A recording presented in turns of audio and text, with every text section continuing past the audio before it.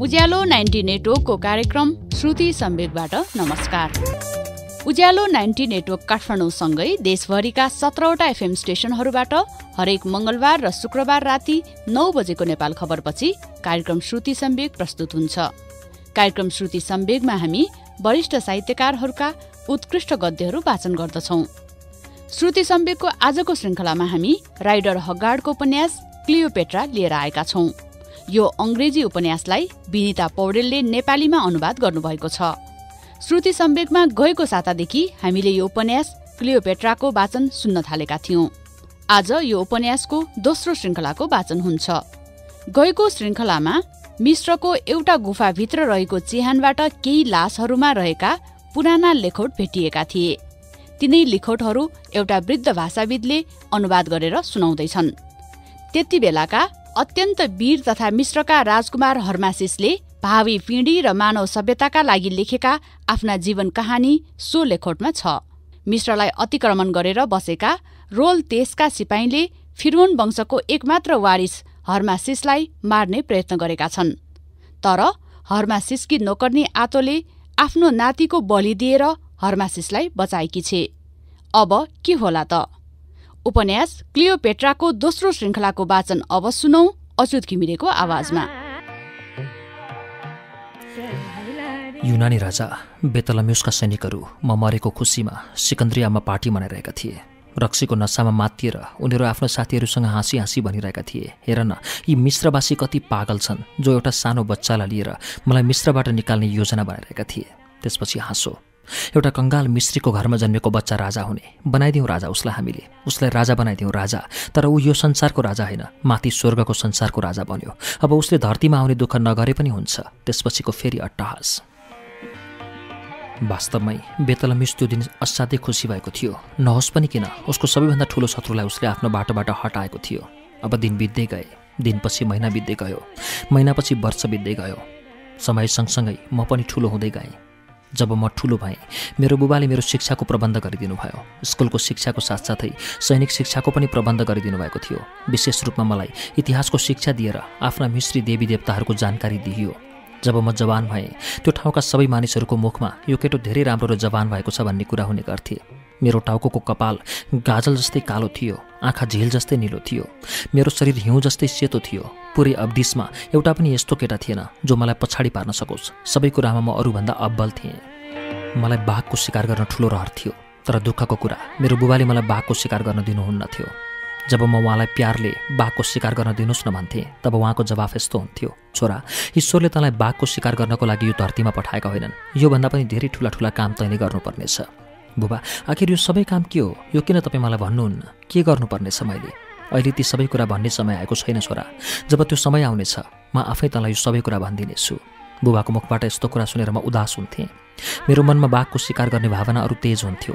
विशेष गरी त्यो दिन जब मेरो एउटा साथीले बाघको शिकार गर्यो र त्यो बाघलाई आफ्नो काँधमा बोकेर जोड-जोडले भन्न थाल्यो, हेर हेर, आज मैले बाघ मारेँ। यो धरतीमा कोही यस्तो युवक छ जो बाघ मारेर देखाउन सक्छ? अरे बाघ मार्नु कुनै खेल होइन। गिद्ध स्याल त सबैले मार्न सक्छन्, तर बाघको शिकार गर्नु त बाघकै काम हो। म टाढै बसेर उसको कुरा सुनिरहेको थिएँ। उसले पनि मलाई देख्यो र मेरो नजिकै आएर भन्न थाल्यो, हेर्दा त तँ ठूलो बाघ जस्तो देखिन्छस्, बहादुर देखिन्छस्, तर तँ बिल्कुलै बेकारको रहेछस्, डरपोक र लाग्ची। तँ के बाघलाई मार्न सक्थिस्? मैले त स्याल र गिद्धको शिकार गर्नुपर्छ। हो, यी जनावरसँग ज्यानको कुनै खतरा हुँदैन। अरे बाघ त बाघको जस्तो मुटु भएको मान्छेले मात्र मार्न सक्छन्। म आफ्नो बाबुको आदेशले यसरी बाँधिएको थिएँ जसरी कुनै कैदीलाई जन्जिरले जक्रेर राखेको हुन्छ। त्यो समयमा मेरो उमेर 17 वर्षको भइसकेको थियो। जवानीको जोस मेरो रगतमा सागरको ज्वारबाट जसरी छछल्किरहेको थियो। यस्तैमा गाउँमा त्यो बाघ मार्ने केटाको कुरा मैले सहन सकिरहेको थिइनँ, तर बाध्यता थियो। फेरि एक दिन त्यही युवक जसको नाम सालु थियो, उसलाई मैले बाटोमा भेटेँ। ऊ मलाई टाढैबाट घुरेर हेरिरहेको थियो, जस्तो उसले मलाई आफूभन्दा कमजोर ठानेको होस् अनि मेरो नजिकै आएर भन्यो, के बाघ मार्छस्? मैले सुनेको नहरको किनारको जङ्गलमा ठूलो मान्छे मार्ने बाघ आएको छ अरे, जसको कुरा सुन्ने बित्तिकै गाउँका मान्छे डराइरहेका छन्। मैले बुबाको आदेशका कारण त्यो समय पनि चुप लागेर बस्नु पर्यो। किन चुप लागेको बुझेँ। त अहिलेसम्म बुढी आइमाईहरूसँग बसेर कपाल कोर्न लगाउँछस् होइन? बाघ मार्नु बच्चाको काम होइन, यो त बाघको जस्तो मन भएको मान्छेले नै गर्न सक्छ। ऊ मलाई व्यङ्ग्य गरेर हाँस्न थाल्यो। उसको हाँसोले मतिर ज्वालामुखी बर्साइरहेको थियो। मेरो सबै शरीर त्यो आगोको रापमा जलिरहेको थियो। रिसले मेरो शरीर काम्न थाल्यो। त्यो रिसको कारण मलाई मेरो बुबाको पनि डर लागेन। म चिच्याएर बोलेँ, हिँड, देखा बाघ कहाँ छ, आज म त्यो बाघलाई मार्नेछु। हामी दुवै मिलेर बाघ मार्ने कुरो थिएन, यो त हामी दुई बीचको युद्ध थियो। यो सुन्ने बित्तिकै उसको अनुहारको रङ उड्यो। ऊ मतिर आश्चर्य भरिएको नजरले हेर्न थाल्यो, जस्तो कुनै असम्भव कुरा सुनेको होस्। त शिकार खेल्न जाने, त्यो पनि बाघको? सोचै बच्चा। उसले मलाई डर देखाउन एकपटक फेरि भन्यो, हेर सालु, यो मेरो अन्तिम फैसला हो कि म शिकार खेल्न तँसँग जानेछु। त जुन आफ्ना 15-20 जना साथीहरू लिएर जान्थिस्, उनीहरूमध्ये कोही पनि तँसँग हुने छैनन्। हामी 2 जना मात्र हुनेछौँ। हेरौँ, हामीमध्ये जो बाघलाई ढाल्न सक्छ त्यही बहादुर। कुरा सबैको अगाडि भइरहेको थियो। उनीहरूको अगाडि, जसको अगाडि ऊ मलाई हरेक दिन कायर र आफूलाई बहादुर भन्ने गर्थ्यो। अब त ऊ डराएको जस्तो देखिरहेको थियो, तर उसले बाघको शिकार गर्न जानु नै पर्ने भयो। अब हामी दुवैजना बाघको शिकार गर्नको लागि तयार भइसकेका थियौँ। ऊ आफ्नो तीर, कमान र शिकारी चक्कु लिएर आयो र म आफ्नो लामो नेजा, तरबार जस्तै साधन लिएर आएँ, जसको धार टाढैबाट चम्किरहेको थियो। हामी दुवैजना त्यतातिर गयौँ जता बाघ लुकेको छ भनिएको थियो। बाटोमा हामी दुवैले कुनै कुरा गरेनौँ। हामी दुवैजना आफ्नो विचारमा हराएको थियौँ। नहरको दुवैतिर ठुलो जङ्गल थियो। हिँड्दा हिँड्दै हामी त्यो जङ्गलमा पुगेका थियौँ। दिन डुबेर साँझ पर्न लागेको थियो, जसको कारण उज्यालो कम हुँदै गइरहेको थियो। एक ठाउँमा अलिकति हिलो थियो। त्यो हिलोमा हामीले बाघको पाइला देख्यौँ, जुन पाइला हिलो ठाउँबाट घना जङ्गलतिर गइरहेको थियो। सालु, हेर, बाघ यही जङ्गलमा लुकेको रहेछ। अब हेरौँ हामीमध्ये को पहिला यो जङ्गलमा छिर्छ, त या म? अहिले उसले केही पनि भनेन। म उसको जवाफको प्रतीक्षा नै नगरी जङ्गलतिर बढेँ। नाइ, यस्तो भुल नगर साथी, यो त धेरै भयङ्कर किसिमको बाघ हो। त्यसले थाहै नपाई तिमीमाथि हमला गर्नेछ। उसले तिमीलाई चिथोरेर मार्नेछ। अब यहीँ रोक्यौँ, म यहीँबाट तीर मार्छु। मलाई थाहा छ कसरी त्यसको शिकार गर्ने। डराएर उसले जङ्गलमा तीर चलायो। त्यो तीर चलाउनको कुनै अर्थ नै थिएन। त्यो त एक प्रकारको अँध्यारोमा ढुङ्गा हानेको जस्तै थियो, जुन हावाको साथै जङ्गलमा घुस्यो। तर अर्कोपल्ट हामीले बाघ गर्जेको सुन्यौँ। यस्तो लाग्यो जस्तो हाम्रो कानको जाली फाट्यो होला। हामीले केही सोच्नै पाएका थिएनौँ कि बाघ टाढैबाट बुरुक्क उफ्रिएर जङ्गलबाट एक्कासी हाम्रो अगाडि आइपुग्यो। बाघ गर्जेको आवाजबाटै उसको रिस थाहा भइसकेको थियो। तर ऊ अगाडि आउने बित्तिकै उसको आँखाबाट निस्केको रिसको ज्वालाले यो कुरा थाहा दिइसकेको थियो कि यो बाघ रिसको आगोमा अन्धो भइसकेको छ। उसको ढाडमा मेरो साथीको तीर अझै पनि लागिरहेको थियो। सायद यही कारणले ऊ बदला लिनको लागि जङ्गलबाट बाहिर आएको थियो। यो दृश्य बेहोस नै बनाइदिने खालको थियो। मृत्यु बाघको रूपमा हाम्रो अगाडि उभिएको थियो। हाम्रो खुट्टामुनिको जमिन कामिरहेको जस्तो लागिरहेको थियो। मैले कराएर सालुलाई भने, यार छिटो तीर चलाएर यसलाई मार, नत्र यसले हामीलाई मार्नेछ। तर ऊ तीर चलाउन नसक्ने भएको थियो। ऊ डराएर थरथर कामिरहेको थियो। उसका हात पनि कामिरहेका थिए। उसको त्यो तीर र कमान भुइँमा झर्यो। फेरि एउटा लामो चिच्याहाट गरेर ऊ मेरो पछाडि आएर लुक्यो। उसको गलाबाट यही आवाज निस्किरहेको थियो, बचाऊ बचाऊ बचाऊ। तर उसले यसरी चिच्याउँदैमा बाघ त भाग्नेवाला थिएन। बाघ अरू नजिक आउँदै थियो। ठिक मेरो अगाडि आइपुग्यो बाघ। उसको रिस पहिलाको भन्दा झन् बढेको थियो। ऊ जोड जोडले स्वास्वा र फाँफा गरिरहेको थियो। यो बाघ नभएर मृत्यु थियो, जसको पन्जाबाट बच्न गाह्रो मात्र होइन, असम्भव नै देखिरहेको थियो। मैले बुझेँ कि अब मेरो अन्तिम समय आइरहेको छ। बाघ पुरै शक्ति लगाएर हामीमाथि आइलाग्यो। ऊ मलाई चिथोर्नको लागि एकपटक फेरि उफ्रियो, तर उसको अनुमान गलत निस्क्यो। धेरै रिसले उसले आवश्यकताभन्दा धेरै शक्ति प्रयोग गर्यो, जसको कारण ऊ हामी दुवैजनाको टाउको माथिबाट मेरो पछाडि गएर झर्यो। अब मेरो साथी सालु त्यो बाघको अगाडि आइसकेको थियो।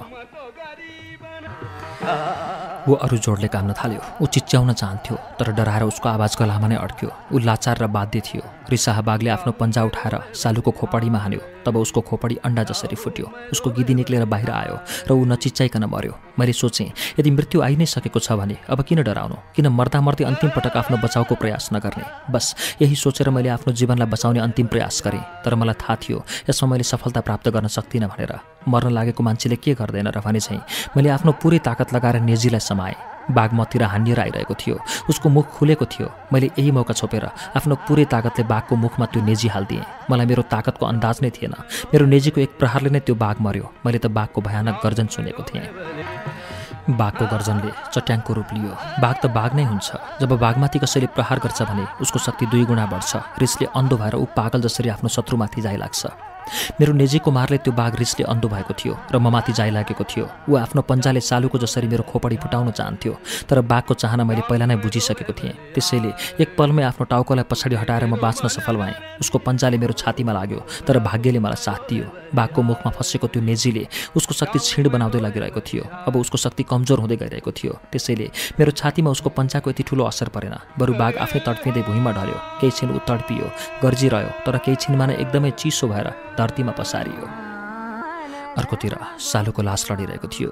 बाघ मार्ने गफ लगाएर सबैको अगाडि मेरो मजाक उडाउँथ्यो, तर उसैको खोपडी बाघले फुटाइदिएको थियो। उसको रातो रातो रगत हिलोमा मिसिएर माटो जस्तै भएको थियो। यस्तै अन्त हुन्छ ती मानिसहरूको जो अरूको मजाक उडाउने गर्छन्। खुब बाघ मार्न हिँडेको थियो। मैले उतिर हेरेर जब बाघतिर हेरेँ तब आतो दौडाउँदै आएको देखेँ, जसले मलाई बचाउनको लागि आफ्नो नातिको बलि चढाएकी थिइन्। ती आइमाईले टाढैबाट मैले बाघलाई मारेको देखेकी थिइन्।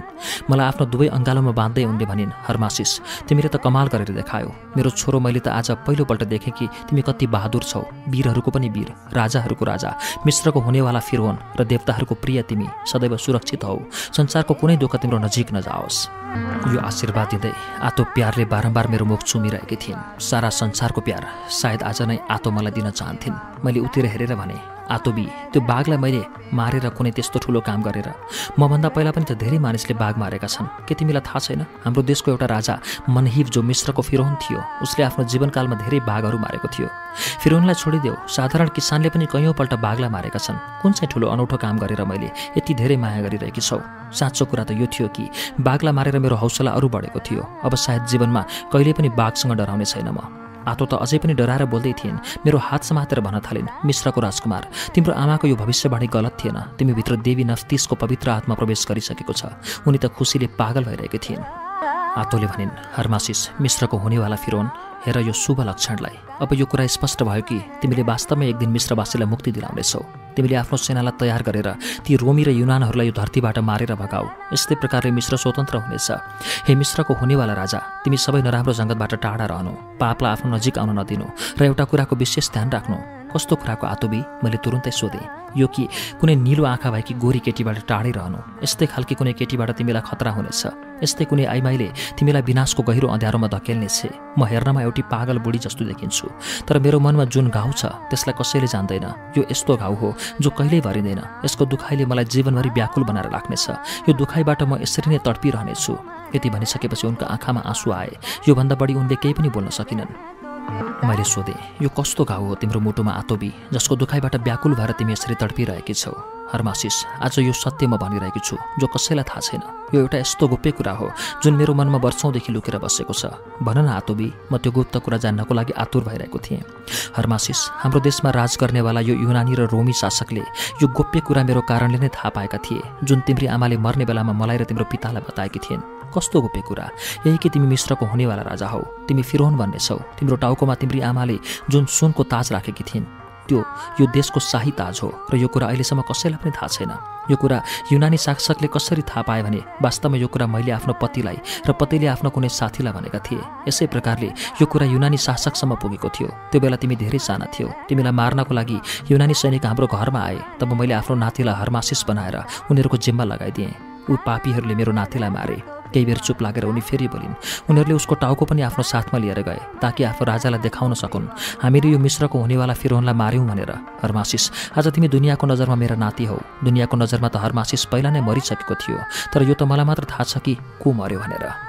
यति भनेर उनको आँखामा आँसु आयो। नातिको मृत्युको दुःख कुनै सानो दुःख थिएन जसलाई उनले सहजै सहन सकुन्। म ती बुढी आइमाईको खुट्टामा टाउको राखेर लडेँ अनि उनलाई भने, आतोबी, तपाईँको त्यो त्यागलाई म कहिल्यै भुल्ने छैन। त्यो त्यागको लागि म केही दिन सक्दिनँ, तर मेरो यो जीवन तपाईँकै देन हो। मेरो आमा त म सानो हुँदै मलाई छोडेर जानुभएको थियो। अब तिमी नै मेरी आमा हौ। आजदेखि म तिमीलाई नै आमा भन्छु। तिम्रो यो त्यागको लागि संसारकी हरेक आमाले गर्व गर्नेछिन्। छोरो, मेरो छोरो। यसो भन्दै आतोले मलाई छातीमा टाँसिन् र प्यारले मेरो ढाडमा थपथपाउँदै बोलिन्, तिमी मिश्रको राजा बन्नेछौ। तिमी मिश्रको हुनेवाला फिरौन हौ। तिमीले नै आफ्नो देशलाई मुक्त बनाउनेछौ। तिम्रो आमाको भविष्यवाणी बिल्कुलै साँचो हुनेछ। हर्मासिस, आजदेखि हामीलाई शुभ समाचार मिल्न थालेको छ। म सबै मानिसहरूलाई भन्नेछु कि तिमी नै मिश्रको हुनेवाला राजा हौ र तिमीले नै हाम्रो देशलाई स्वतन्त्र बनाउनेछौ। हाँस्दै भनिन्, म घरमा गएर भन्नेछु, किनकि मैले तिमीलाई बचाउनको लागि आफ्नो नातिलाई बलि दिएको छु। मलाई थाहा छ मेरो यो बलिदानले नै मिश्रलाई मुक्त गराउनमा सहायता मिल्नेछ। छोरा, एउटा कुरा याद राख्नु कि आमा, यही कि सुन्दर स्त्रीदेखि सदैव होसियार रहनु, सुन्दरताको जालमा भुलेर पनि नपर्नु। बस छोरा, म बुढी आइमाईको यो कुरालाई सदैव याद राख्नु। जब पनि तिमीलाई जीवनमा खतरा पर्नेछ त्यो सुन्दर नारीकै कारणले पर्नेछ।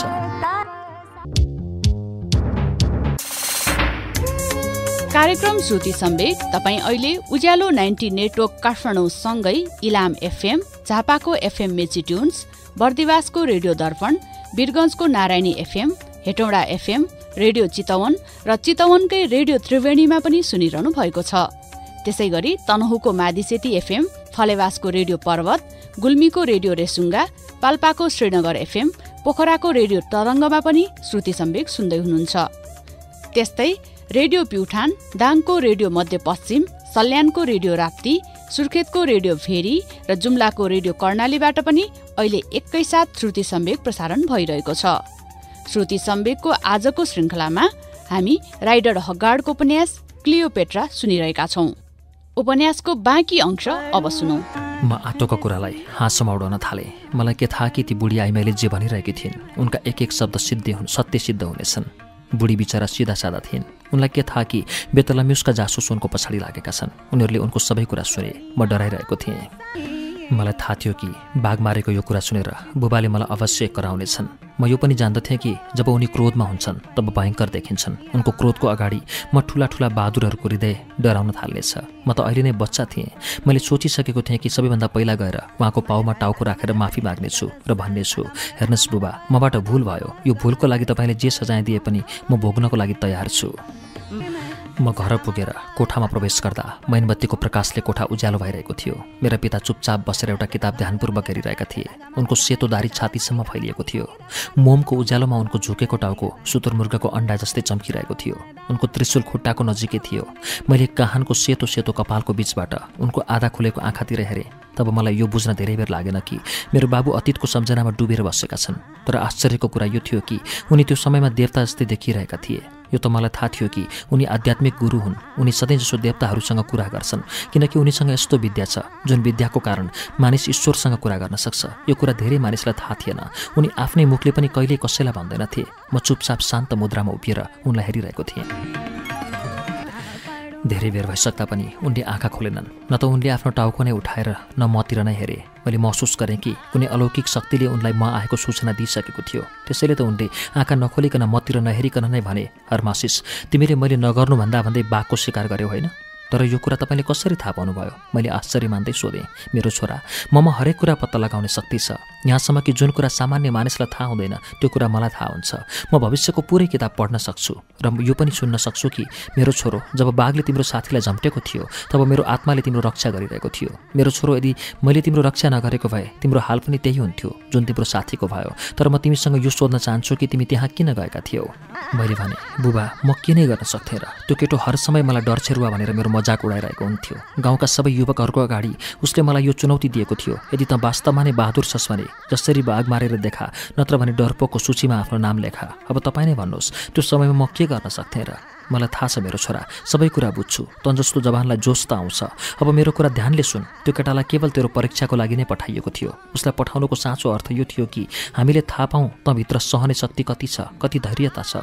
तर दुःखको कुरा यो भयो कि तँ त्यो परीक्षामा असफल भइस्। यदि तँ त्यो परीक्षामा सफल भएको भए तँलाई त्यो कामको लागि तयार गरिने थियो जुन कामको लागि देवताहरूले तँलाई यो धरतीमा पठाएका हुन्। तर दुःखको कुरा यो छ कि तँ भावनामा बहकिस्। अब त्यो कामको लागि केही समय तैँले पर्खिनु पर्नेछ। मैले तपाईँको कुरा बुझिनँ। बुझ्नेछस् मेरो छोरा, समय धेरै बलवान छ। उसले सबै कुरा मानिसलाई सम्झाउनेछ।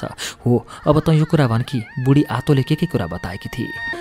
मैले बुबालाई सबै कुरा भनिदिएँ जुन आतोले मलाई भनेकी थिइन्। मेरो मुखबाट त्यो सबै कुरा सुनेर बुबा मतिर फर्केर मलाई घुरेर हेर्नुभयो र भन्नुभयो, के तँलाई त्यो सबै कुरा साँचो हो भन्ने विश्वास लाग्छ? विश्वास लागेको छैन बुबा मलाई। यी पागलपनका कुरामा कहिल्यै विश्वास लाग्दैन किनकि सबै बस्तीका मानिसले आतोको दिमागले काम गर्दैन भन्छन्। त्यसै समय मेरा पिता काहान महानले मतिर आँखा उठाएर हेरेर भने, मेरो छोरा, तँ भुल गरिरहेको छस्। आतोले भनेको एक एक शब्द साँचो हो। ऊ पागल होइन, ऊ पनि एउटी महान र सत्यवादी आइमाई हो। वास्तवमा नै उसले तँलाई बचाउनको लागि आफ्नो नातिको बलि चढाएकी थिए। आजसम्म यो गुप्पे कुरा हामीले सबैसँग लुकाएर राखेका थियौँ, कतै शाही सैनिकले तँलाई नमारिदिउन् भनेर। एकपटक त तँलाई आतोले मेरो नाति भनेर बचाई, तर अब हामीले पुरै सावधान भएर रहनुपर्छ किनकि पुरै मिश्रमा दुईजना यस्ता मानिस छन् जसको वंश अन्तिम फिरौनसँग मिल्छ। जबदेखि यी विदेशी शासकहरूले हाम्रो देशमाथि अधिकार जमाएका छन् त्यसै बेलादेखि नै उनीहरू फिरौनको वंशका मानिस छानी छानी मारिरहेका छन्। तर मेरो छोरो, पहिलोपल्ट म तँलाई यो कुरा भन्न गइरहेको छु कि यी विदेशी शासकहरूले हामीलाई आफ्नो दास बनाएर राखेका छन् जो हाम्रो देशलाई लुटेर खाइरहेका छन्। तैँले उनीहरूको विरुद्ध स्वतन्त्रताको झण्डा उठाउनु पर्नेछ। हर्मासिस, यी विदेशीहरूलाई यो सूचना प्राप्त भएको छ कि मिश्रलाई स्वतन्त्र बनाउने देवताले जन्म लिइसकेको छ। त्यस बेलादेखि नै उनीहरू तँलाई मार्न चाहन्छन्। तर यो कुरा पनि नभुल कि यी मानिसहरू आपसमा नै लडिरहेका छन्। अब मिश्रको राजगद्दीमा बादशाहको नयाँ राजकुमार बसेको छ। यो युवककी बहिनी क्लियोपेट्रा रोमको मरुस्थलतिर भागेकी छ। ऊ मिश्र आफैले कब्जा गरेर यो देशको महारानी बन्न चाहन्छे। मलाई थाहा छ उसले छिट्टै कुनै न कुनै राजासँग मिलेर नयाँ सेना लिएर आफ्नो भाइसँग युद्ध गरेर मिश्रको राजगद्दी कब्जा गर्नेछ, किनकि उसको भाइले आफ्नो बाबुको इच्छापत्रको अनुसार उसलाई आधा राज्यको भाग दिएन। त्यसैले यी दिदीभाइ आपसमा झगडा गरिरहेका छन्। तर छोरा, यो कुरा याद राख, युनानीलाई जसरी यो रोमनको गिद्धले मिश्रमा पनि मुख गाड्नेछन्, मौका मिल्ने बित्तिकै यिनीहरू मिश्रमाथि आइलाग्नेछन्। अब मिश्रका जनता युनानी रोमनको अत्याचारबाट दिक्क भइसकेका छन्। यसैले यही समयमा आफ्नो यो देशलाई यिनीहरूको चङ्गुलबाट मुक्त गराउनुपर्छ। धेरै वर्षदेखि हाम्रा यी जनतामाथि अत्याचार भइरहेको छ। हाम्रा देवीदेवताहरूको अपमान गरिएको छ। हाम्रो मन्दिरहरू भत्काइएको छ। मिश्रको पवित्र धरती यी विदेशीहरूको पाइलाले अपवित्र भइरहेको छ। आज देशलाई यस्तै कुनै देवदूतको जरुरत छ जसले यिनीहरूको कब्जाबाट देशलाई स्वतन्त्र पार्न सकोस्। र त्यो देवदूत केवल तँ नै होस् मेरो छोरो। तँ नै ती देवताहरूको रक्षा गर्नको लागि धरतीमा आएको होस्। देवताहरू आफैले तँलाई यो कामका लागि पठाएका हुन्। त्यसैले त उनीहरूले तँलाई बच्चामा नै मार्न लाग्दा बचाएका हुन्। आतोको नातिलाई मारेर तँलाई बचाई सायद देवताहरूकै यो आदेश थियो। त्यसैले अब तैँले आफैलाई बचाएर राख्नुपर्नेछ। देवताहरूले आज तेरो परीक्षा लिएका थिए। सायद तँ त्यो परीक्षामा सफल हुन सकिनस्। यसैले मिश्रको स्वतन्त्रताको समय अरू पछि हट्यो। हर्मासिस, आज तेरो यो बुढो बाबु तँसँग जे भनिरहेको छ त्यसलाई ध्यान दिएर सुन। मैले भने, म सुनिरहेको छु बुबा। आज तपाईँ मसँग जे भन्न चाहनुहुन्छ त्यो हृदय खोलेर भन्नुहोस्। म तपाईँको हरेक कुरा सुन्नेछु। हेर छोरा, जो मानिसले आफूलाई देवताको सेवामा अर्पित गर्छ उसले आफ्ना सबै मानिसमा हुने कमजोरीलाई शरीरबाट बाहिर निकाल्नुपर्छ। भावनाको तुफानमा कहिल्यै बहकिनु हुँदैन। कसैले बहकाउँछ भने पनि कहिल्यै आवेशमा आउनु हुँदैन। आइमाईलाई आफ्नो कमजोरीको माध्यम बनाउनु हुँदैन। कहिले पनि कुनै आइमाईलाई आफ्नो कमजोरी बन्न नदिनु। जो मानिस यो धरतीमा राम्रो कर्म गर्न आएका हुन्छन्, मानवताको भलाइको लागि आएका हुन्छन्, उनीहरूको बाटोमा त ठुला ठुला बाधाहरू आउँछन्, कठिनाइहरू आउँछन्, सङ्कट आउँछ। आइमाई, रिस, विषय विकारबाट तैँले हर हालतमा टाढा रहनुपर्छ। यी चिज तेरो शत्रु भन्न सक्नेछन्। तेरो लक्ष्य कठिन भए पनि तेरो हौसला, साहस, लगनले नै तँलाई सफलता दिनेछ। मिश्रको भाग्य तेरो हातमा छ। तर पनि यो कुरा याद राख, यदि तैँले मिश्रको यो कर्तव्यको पालना गरिनस् भने मिश्री देवी देवताहरूको क्रोधले तँलाई बर्बाद पार्नेछ। हर्मासिस, त त्यो तरबार होस् जो मिश्रको भाग्य बदल्नको लागि बनेको छ। तर त्यो तरबारको के फाइदा जो रणभूमिमा गएर भाँचियोस्। यस्तो तरबारलाई कहिले तलवार भनिँदैन, बरु त्यसलाई फलामको एउटा बेकार टुक्रा भनिन्छ। त्यसैले मेरो छोरो, आफ्नो मनलाई कडा बना, किनकि त कुनै साधारण मानिस होइनस्। त्यसैले तैँले मिश्री देवी देवताहरूको उपासना गरेर उनलाई सदैव प्रसन्न राख्नु र हरेक समय आफूमा एउटा शक्ति छ भन्ने अनुभव गर्नु। तर जुन दिन तैँले देवी देवताहरूको उपासना गर्न छोड्छस् त्यो दिन त आफै पनि मेटिनेछस्। यति भनेर मेरो बुबा शान्त हुनुभयो। केही बेर शान्त भएर उहाँ फेरि बोल्न थाल्नुभयो। छोरा, आज जुन कुरा म तँसँग गरिरहेको छु यिनीहरूलाई तैँले पछि पनि सिक्नेछस्। अब म तँलाई एउटा पत्र दिन्छु। यो पत्र लिएर त नाइल नदीको किनारा हुँदै इनवालराज सहरमा जा। त्यहीँ तैँले केही वर्ष रहनुपर्छ। त्यहाँ केही पुराना मन्दिर, रहस्यमयी महल र समाधि छन् जुनबाट तैँले धेरै कुरा सिक्नेछस्। किनकि मलाई थाहा छ तैँले धेरै कुरा सिक्नुपर्नेछ र म त्यो समयको प्रतीक्षा गरिरहेको छु जब देश स्वतन्त्र हुनेछ र यी सबै शत्रु मर्नेछन्। तपाईँ चिन्ता नगर्नुहोस् बुबा, म तपाईँको हरेक इच्छा पुरा गर्नेछु। मैले आफ्नो पिताको खुट्टामा टाउको राख्दै भने। मेरो पिताले मलाई आफ्नो खुट्टाबाट उठाएर आफ्नो छातीमा टसाउनु भयो। मेरो टाउको चुम्दै भन्नुभयो, हर्मासिस, त मेरो मात्र छोरो होइनस्, यो देशकै छोरो होस्, यो देशको एकमात्र सहारा होस्। तर म फेरि एकपल्ट भन्छु कि आफ्नो मनलाई कन्ट्रोलमा राख्नु। यदि त यस्तो गर्नमा सफल भइस् भने बुबा, यदि मैले कुनै यस्तो भुल गरेँ भने देवताहरूले मेरो विनाश गर्नेछन्। मैले दबाईको आवाजमा सोधेँ। छोरा, मलाई पुरै विश्वास छ कि सफलताले सधैँ तिमीलाई साथ दिनेछ। अब तिमी जाऊ र एकान्तमा बसेर मैले भनेको एक एक कुरा ध्यानले याद गर र त्यसको बारेमा सोच। र यो कुरा सदैव याद राख, जति विद्या प्राप्त गर्यौ त्यसलाई कहिल्यै हातबाट जान नदेऊ। त्यसलाई समेटेर राख र आफूलाई आउने सङ्घर्षको लागि सदा तयार राख। हो तिमीलाई जब कुनै कष्ट आउनेछ त्यो केवल आफ्नै भुलको कारणले आउनेछ। अब तिमी यहाँबाट जान सक्छौ। ईश्वरले सदा तिम्रो रक्षा गरून्। म त्यो गुफा जस्तो घरबाट बाहिर आएँ। तब मेरो मन नराम्रोसँग धड्किरहेको थियो। मस्तिष्कभित्र बालुवाको तातो तातो हावा लागिरहेको थियो। म त्यो बेला एकान्त मात्र चाहन्थेँ, किनकि आरामले एकान्त स्थानमा बसेर आफ्नो बुबाको कुराबारेमा सोच्न सकौँ। टाढा एउटा पुरानो महलको भत्केको खण्डहरूको 200 भर्याङ चढेर त्यसको छतमा पुगेँ। यो अग्लो छतमा उभिएर मैले आफ्नो दुवै हात अगाडिको भित्तामा राखेँ र निहुरेर तल हेर्न थालेँ। ठिक त्यसै समयमा मिश्रको चन्द्रमा पहाड मुनिबाट उदायो। यो चन्द्रमाको शीतल किरणले यो छतको भित्तामा बनेको पुरानो चित्र सफासँग चम्किरहेको थियो। चन्द्रमाको यो किरणले चम्केको नाइल नदीको पानी नीलो पहेँलो रङको मिश्रण जस्तो देखिरहेको थियो। अवधिसका बासिन्दा दिनभर परिश्रम गरेर मिठो निन्द्रामा मस्त सुतिरहेका थिए। तर पुरै सहर यो चन्द्रमाको शीतल किरणमा नुहाइरहेको थियो। मेरो आफ्नो मिश्र देश जसमा म राज गर्नेछु, जसलाई एक दिन म अवश्य मुक्त गराउनेछु। मैले नै आफ्नो देवी देवताहरूको रक्षा गर्नुपर्नेछ। ईश्वरले मलाई यसैले यो धरतीमा पठाएका हुन्। मैले आफ्नो कर्तव्यको पालना गर्नु छ। मिश्रको जनताको भाग्य जब देवताहरूले मेरो हातमा दिए, अब म पछाडि हट्ने छैन। यो सोचेर मैले आफ्ना दुवै हात आकाशतिर उठाएर देवता अजिर्सलाई याद गरेँ। योभन्दा पहिला मैले साँचो मनले कहिल्यै पनि प्रार्थना गरेको थिइनँ। आज पहिलो पटक म दुवै हात जोडेर आफ्नो देवतासँग प्रार्थना गरिरहेको थिएँ। हे आमन, देवताहरूको देवता, तिम्रो एउटा पुजारी आज पहिलो पटक साँचो मनले तिम्रो ढोकामा उभिएर दया र सफलताको भिख मागिरहेको छ। हे आकाशको बादशाह, हे कमजोर पुजारीको पुकार सुन। हे देवी अजिर्स, पवित्र आमा, मेरो पुकार सुन। हे पवित्र देवताहरू, हेर म तिमीहरूलाई पुकारिरहेको छु। मलाई त्यो सब भेद र रहस्य बताऊ जुन भेद मैले जान्न चाहिरहेको छु। यदि वास्तवमा नै तिमीहरूले यो सोचेका छौ कि म नै मिश्रका मानिसलाई मुक्ति दिनको लागि आएको हुँ, यदि मेरो जीवन र मेरो खुसी सबै तिमीहरूको लागि हो भने म तिमीहरूसँग केही निशानी मागिरहेको छु। मलाई आफ्नो कुनै यस्तो निशान देऊ जसले गर्दा मलाई पूर्ण विश्वास होस् कि म केवल तिमीहरूले नै पठाएको एउटा यस्तो मानिस हुँ जो मिश्रका जनताहरूको दुःख दर्द हटाउनको लागि आएको छु। मेरो यो प्रार्थनालाई स्वीकार गर मेरा देवताहरू, म तिम्रो चरणमा परेको छु। मलाई आफ्नो कुनै चमत्कारिक ताकत देऊ जसको शक्तिले म मानवताको रक्षा गर्न सकौँ, दुःखीको दुःख भगाऊँ, मानिसलाई सुख दिन सकौँ। शक्ति देऊ, शक्ति देऊ, शक्ति देऊ भन्दै मैले आफ्नो निधार पृथ्वीमा रगड्न थालेँ। ठिक त्यसै बेला एउटा बादलको टुक्रा आयो जसले चन्द्रमालाई ढाक्यो। चारैतिर भयङ्कर अँध्यारो छाएको थियो। रात अँध्यारो र शान्त थियो। कतैबाट कुनै आवाज आइरहेको थिएन। टाढा भुकिरहेका कुकुरहरू पनि डरले चुप लागेका थिए। सन्नाटा गहिरो हुँदै गइरहेको थियो। चारैतिर भयङ्कर अँध्यारो छाएको थियो। कसैको आवाज सुनिरहेको थिएन। मेरो शरीरका रौँ ठाडो भएका थिए। वातावरण निरन्तर भयङ्कर र बोझिलो बन्दै गएको थियो। मेरो आत्मा पनि यसै डरले काम्न लागेको थियो। मेरो शरीरबाट आत्मा निक्लेर टाढा भागेर जान चाहेको जस्तै लाग्दै थियो। डरले मेरो हालत नराम्रो भएको थियो। अचानक हावाको एउटा चिसो झोका आयो र मेरो गालामा ठोकिएर गयो। मलाई यस्तो लाग्न थाल्यो जस्तो टाढा आकाशमा कसैले मलाई बोलाइरहेको छ। हर्मासिस, तिमीले देवताहरूसँग उनको निशानी र वरदान मागेका थियौ। हामीले त्यो सबै कुरा दियौँ जुन तिमी चाहन्छौ। तिमीलाई हामीले नै शक्ति दिएर धरतीमा पठाएका हौँ। तर ध्यान राख्नु कि यो शक्तिको प्रयोग गलत ठाउँमा नहोस्। कसैको नराम्रो नगर्नु। ल्याऊ, यो हाम्रो निशानी।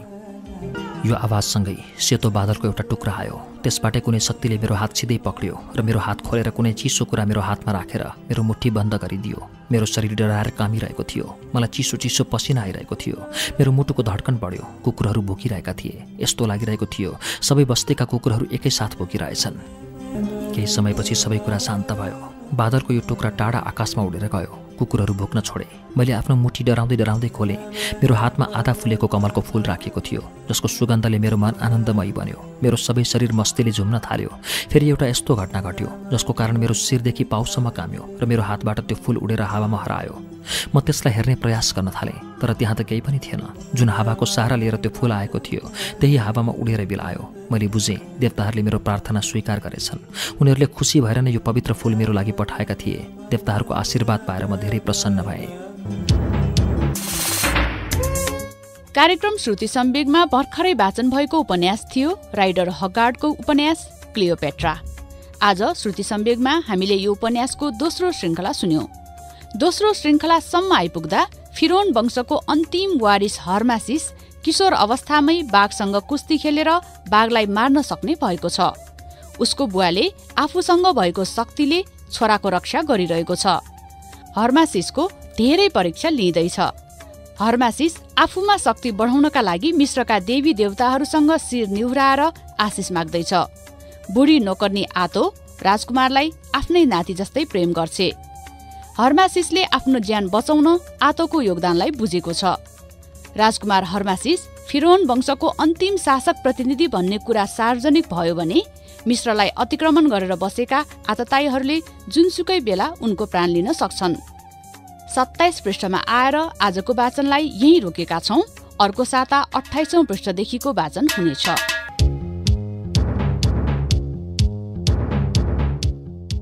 कार्यक्रम श्रुति सम्वेगबाट बिदा हुनु अघि हाम्रो ठेगाना कार्यक्रम Shruti Samveg, Ujyaalo 90 network, post box number 6469 Kathmandu. यदि तपाईँ इमेलबाट आफ्नो प्रतिक्रिया दिन चाहनुहुन्छ भने हाम्रो इमेल ठेगाना हो shruti@unn.com.np। हवस् त, मंगलबार फेरि तपाईँ हाम्रो भेट हुने नै छ। आजका लागि प्राविधिक साथी दिनेश निरौला र सशिन्द्र गौतमसँगै कथावाचक अच्युत घिमिरे र म मन्टेश्वरी राजभण्डारी पनि बिदा पाऊँ। शुभरात्रि।